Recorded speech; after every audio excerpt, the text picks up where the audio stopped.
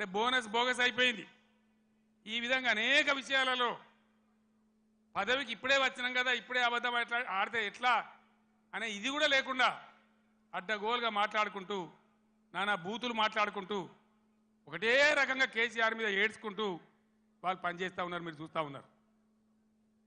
Kaleshwaram project, దానిలో Medigadda barrage 100 కాంపోనెంట్లలో అదొక చిన్న కాంపోనెంట్. దాంట్లో కొంచెం ఇసుక జారి 2 పిల్లర్లు కుంగినాయి. అదేందో ప్రళయం బద్దలైనట్టు, దేశమే కొట్టుకపోయినట్టు.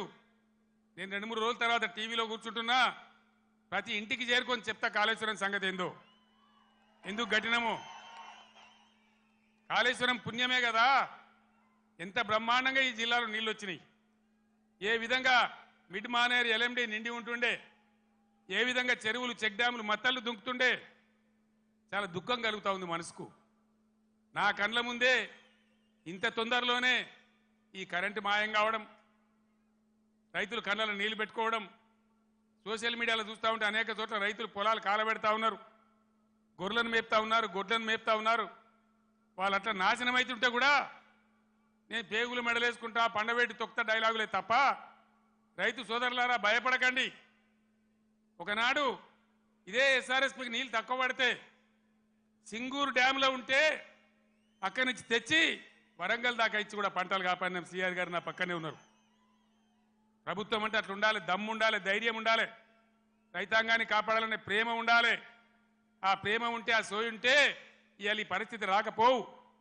ఎంతసేపు కేసీఆర్ని మన బదనాం చేయొచ్చా, మేడిగడ్డ ఈ గడ్డ చెప్పి మన మన మన పనులలో ఒక పన్ను వదలవుతుంది. 32 పనులు రాలగొట్టుకుంటామా, మొత్తమే ఊడగొడతామా?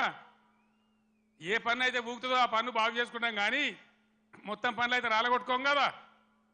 ఒక 2 పిల్లర్లు, మొత్తం 300 పిల్లర్లు ఉంటాయి కాళేశ్వరంలో. అలా కలిసే నదుల మీద, ఉపనదుల మీద, మెయిన్ గోదావరి మీద 300 పైచిలకు పిల్లర్లు ఉండేటువంటి కాళేశ్వరం ప్రాజెక్టులో 2 పిల్లర్లు కుంగిపోయినాయని అది భారతదేశమే మునిగిపోతున్నంత బొబ్బ చేసి కేసీఆర్ మీద బదనాం పెట్టాలనే పద్ధతిలో ఇలా చిల్లర రాజకీయం చేస్తూ ఉన్నారు తప్ప, మరి రైతుల మంచినీళ్ళు ఇలా మార్చి 10-12కే ఇట్లా ఉంటే రేపు ఏప్రిల్ మే నెలలో ఏం కావాలి మన గతి? ఏం కాబోతా ఉన్నది? ఏం జరగబోతా ఉంది?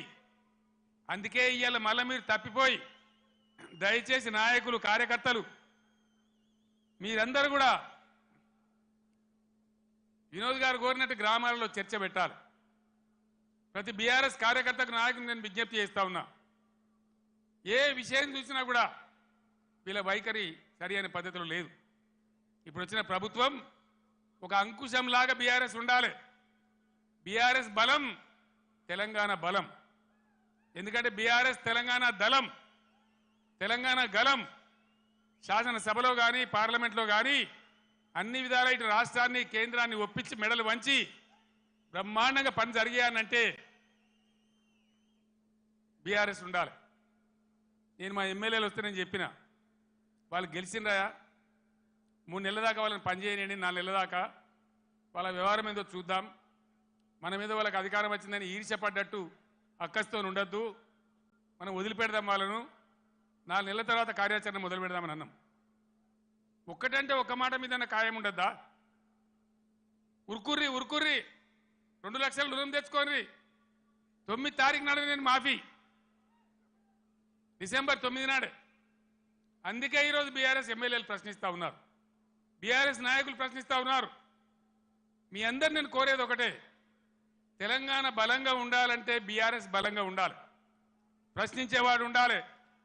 తెలంగాణ సోయి ఉన్నవాడు, తెలంగాణ ఉద్యమం తెచ్చిన వాళ్ళు, పేగులు దిగేదాకా కొట్లాడినోళ్ళు, సావు అంచు దాకా పోయి సావు నోట్లో తలకాయ పెట్టినోళ్ళు, వాళ్ళకు ఉంటుంది కడుపు నొప్పి తెలంగాణ గురించి. కాబట్టి నేను తెలంగాణ యావత్ ప్రజానీకాన్ని కోరుతా ఉన్నా, నా మాటల్ని మీరు దయచేసి ఆలోచన చేయండి. ఈరోజు ప్రభుత్వం నడిపే విధానం చూడండి, మేము ఉన్నప్పుడు ఎంత గౌరవంగా నడిపినామో చూడండి, ఎన్ని రకాల స్కీములు తెచ్చి ప్రజల్ని ఎట్లా కడుపులో పెట్టుకున్నామో చూడండి.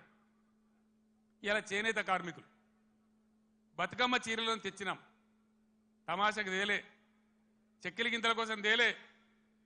నేను అన్నాడు ఉద్యమంలో నేను ప్రొఫెసర్ జయశంకర్ సిరిసిల్ల నుంచి పోతుంటే మధ్యరాత్రి పూట గోదల మీద కారు లైట్లు కనబడతా ఉన్నాయి. ఆత్మహత్యలు చేసుకోవద్దు, సాగు సమస్యలకు పరిష్కారం కాదు అని. అవి చూసి మేము కళ్ళలో నీళ్లు పెట్టుకొని ఏడ్చినాం. 60 ఏళ్ళ స్వతంత్రంలో ఇలా సావుల గురించి ఆత్మహత్యల గురించి మాట్లాడుతున్నామంటే